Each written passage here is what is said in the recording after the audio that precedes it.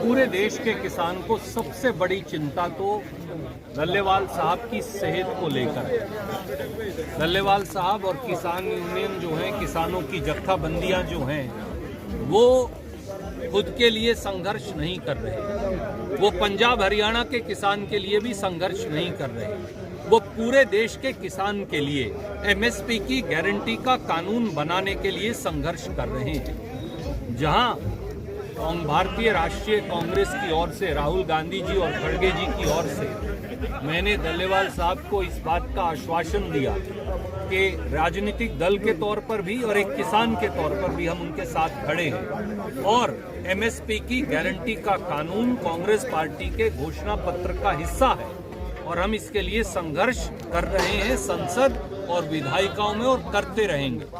वहां देश की सरकार से मेरे 3 सवाल हैं। पहला सवाल, देश का किसान हरियाणा की सीमा से होकर दिल्ली जाकर न्याय क्यों नहीं मांग सकता? क्या किसान अपराधी है? क्या किसान उग्रवादी है? क्या किसान नक्सलवादी है? क्या किसान क्रिमिनल है, टेररिस्ट है?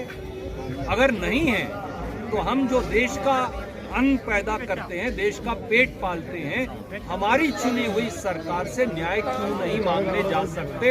हमें बॉर्डर के ऊपर बीजेपी की सरकारों ने, नायब सिंह सैनी और नरेंद्र मोदी जी ने क्यों रोक रखा है? दूसरा सवाल, एमएसपी की गारंटी का कानून क्यों नहीं बनाया जा रहा? 1.5 साल तक 750 किसानों ने शहादत दी। उसके बाद नरेंद्र मोदी जी ने वादा किया कि एमएसपी की गारंटी का कानून बनेगा। अब उसको आपने ठंडे बस्ते में डाल दिया।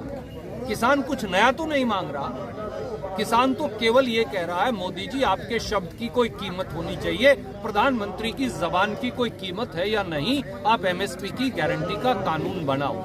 और तीसरा, एमएसपी की गारंटी का कानून इसलिए चाहिए क्योंकि एमएसपी पर अधिकतर फसलें खरीदी ही नहीं जा रही। अगर आप धान और गेहूं को छोड़ दें, जो 30 से 40% पंजाब हरियाणा में केवल खरीदी जाती है, तो कोई फसल एमएसपी के रेट के ऊपर नहीं खरीदी जा रही। इस साल हरियाणा और पंजाब दोनों में पीआर धान भी 2300 रुपए की बजाय 2000 और 2100 रुपया क्विंटल में बिकी। जहां तक 11, 21, 1509 मुच्छल बासमती का सवाल है, वो 700-800 रुपया क्विंटल कम तक बिकी पिछले साल से। तो किसान कहां जाए, किसके पास जाए? अगर हम अपनी सरकार से न्याय नहीं मांग सकते तो प्रजातंत्र और संविधान के मायने क्या हैं? इन 3 सवालों का जवाब श्रीमान नरेंद्र मोदी जी को और श्रीमान नायब सैनी जी को, देश के अन्नदाता को देना चाहिए।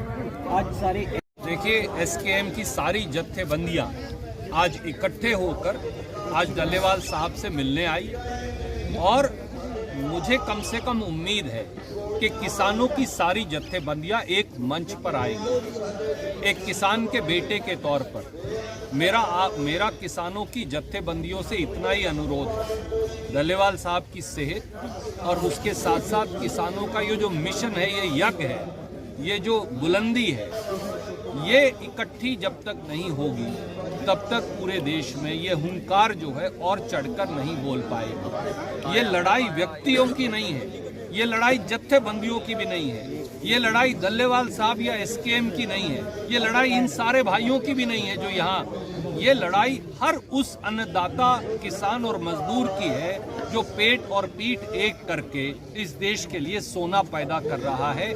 इसलिए ये आवश्यक है कि सारी जत्थेबंदियां इकट्ठे होकर एमएसपी गारंटी कानून की आवाज उठाएं। मैं विश्वास दिलाता हूं, राहुल गांधी जी और खड़गे जी के नेतृत्व में भारतीय राष्ट्रीय कांग्रेस की पहली आवाज किसानों की जत्थेबंदियों के साथ उठेगी।